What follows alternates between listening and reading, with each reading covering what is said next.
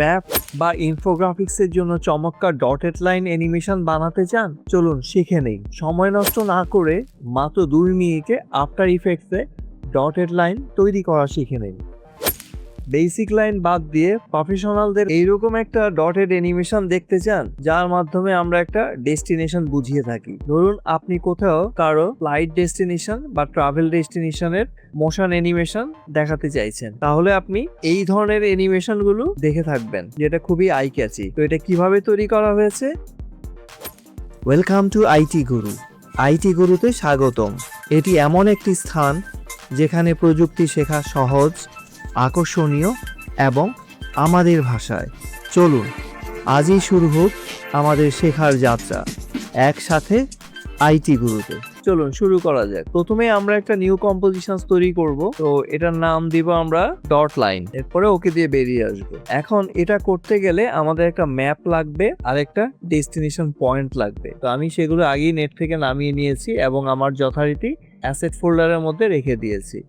এটা আমার লাগবে, আমি এটা নিয়ে আসলাম টাইম লাইনে। আর আমি এখানে ম্যাপ পিন এটা আমি ইউজ করব এর উপরে। তো এই দুটা একটু বড় সাইজের, আমরা এই দুটোকে অ্যারেঞ্জ করব, একটু স্ট্রাকচার সাইজে নিয়ে আসব। ঠিক আছে, তো প্রথমত আমি ম্যাপটাকে আগে ওর স্ট্রাকচারে নিয়ে আসি। এটার জন্য আমাকে ইউজ করতে হবে স্কেল। এক্সপ্রেস করলেই চলে আসে, যেটা আমরা আগের ভিডিওতে তৈরি করেছি। আর এই অ্যাসেট গুলো আপনাদের এই ভিডিও ডেসক্রিপশনে দিয়ে দেওয়া থাকবে, অথবা আপনি নিজেও নেট থেকে নামিয়ে নিতে পারবেন। আচ্ছা, এটার স্কেলটা আমি করে দেই আমার কম্পোজিশনের যতটুকু সাইজ আছে অতটুকুর মধ্যে রাখি। আর উপরে যে ম্যাপটা আছে এটাকে আমি এভাবে ছোট করে ফেলতে পারি, শিফট প্রেস করে এভাবে ছোট করে রাখবেন। এরপরে আমি এটাকে আপাতত একটা জায়গায় রেখে দিলাম, বা এটাকে আমি হাইড করে রাখলাম। তো প্রথমে আমার কাজ হচ্ছে এখানে একটা ডটেড লাইন অ্যানিমেশন তৈরি করা। তো প্রথম আমি যেটা করব, খালি জায়গায় ক্লিক করে পেন টুল ব্যবহার করে এখানে একটা ক্লিক করব, এই জায়গায় একটা ক্লিক করব, তারপর এখানে একটা ক্লিক করব। আমি চাইলে এর লাইনটা একটু চিকন করে দিতে পারি, এক্সাক্ট এরকম। এরপরে আমি অল্ট প্রেস করে এটাকে একটু কার্ভ করে নেব বা স্মুথ করে নেব। তারপরে এটাকে ধরে দুদিক থেকে ধরে এটাকে আমরা বাড়িয়ে নেব। এইভাবে আমরা একটু অ্যাডজাস্ট করে নেব সুন্দর করে। আমরা চাইলে এটাকে শিফট প্রেস করে এভাবে অ্যাডজাস্ট করতে পারি। ওকে, আর চাইলে আরেকটু উপরে তুলে দিলাম। ফাইন, এরকম একটা লাইন আমরা দেখাতে চাইছি মূলত এটাকে। এই হচ্ছে আমাদের শেপ। এখন এটাকে আমরা অ্যানিমেশন করব। প্রথমে আমি চলে যাব ওর কন্টেন্টস, সেখানে অ্যাড করব পিন পাথ, যেটা এর আগের ভিডিওতে আমরা করেছি। একই নিয়ম, যারা ওই ভিডিওটি দেখেননি কাইন্ডলি প্লেলিস্ট থেকে ওটা দেখে নেবেন, পাথ অ্যানিমেশনে আছে। আচ্ছা, এখানে আমি এই ট্রিম পাথে যাব। ওখানে গিয়ে আমি যেখান থেকে ভিডিওটা শুরু করব অ্যানিমেশনটা, সেখানে আমার প্লে হেডটা নিয়ে যাব এবং এন্ড পয়েন্টে ক্লিক করব। তাতে আমার এখানে একটা কি ফ্রেম তৈরি হয় এবং এর ভ্যালু দিব আমি 0। তারপর এটা যেখানে শেষ হবে সেই জায়গাতে এসে আমি এটার ভ্যালু করে দিব 100। এখন যদি আমরা এটাকে একটু প্লে করি তাহলে আমরা এই জিনিসটা দেখতে পারবো। বাট এটা আমরা যখন আপনাকে একটু আগে ভিডিও দেখিয়েছিলাম, এই লাইনগুলো ছিল ডটেড। এখন এই ডটেডটা আমরা কোত্থেকে করব সেটা আমরা পাবো।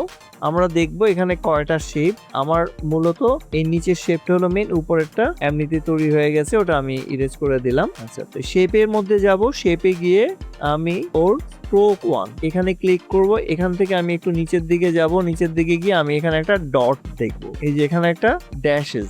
আশা করছি আপনাদের ভিডিওটি অবশ্যই ভালো লাগবে। আর যদি ভালো লেগে থাকে তাহলে অবশ্যই লাইক করবেন এবং শেয়ার করে আপনার বন্ধুদের জানিয়ে দিবেন। আর আপনাদের মূল্যবান কোনো মতামত থাকলে অবশ্যই কমেন্ট করে জানিয়ে দিবেন। ভালো কেন লাগছে না বা না লাগলে অবশ্যই আমাদেরকে কমেন্ট করে জানিয়ে দিবেন। আর যারা এখনো চ্যানেলটি সাবস্ক্রাইব করেননি তারা সাবস্ক্রাইব করে নেবেন, যাতে আপনি লেটেস্ট আপডেটগুলো সহজে পেতে পারেন এবং সাথে সাথে বেল আইকনটি অন করে রাখবেন। তো ঠিক আছে, এই ড্যাশে যে আমি যখন ক্লিক করব, এখানে প্লাস চিহ্ন দিলে লাইনটা ড্যাশ হয়ে যাবে।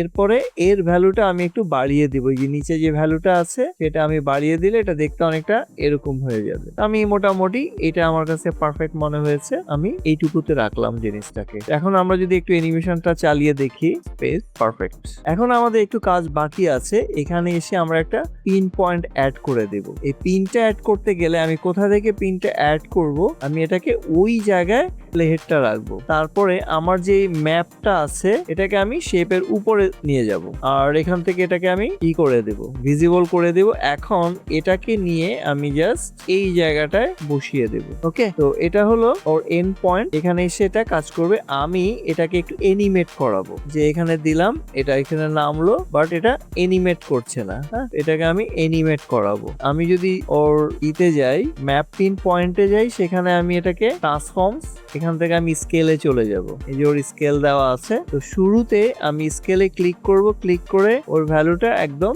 0 করে দেব, যাতে এটা ইনভিজিবল থাকে। এরপরে একটু সামান্য দূরে গিয়ে এসে আমি এটাকে আস্তে আস্তে বাড়িয়ে নেব। এই বরাবর হলে আমার পারফেক্ট হবে। তো আমরা একটু অ্যানিমেশনসটা দেখি শুরু থেকে। Space, perfect.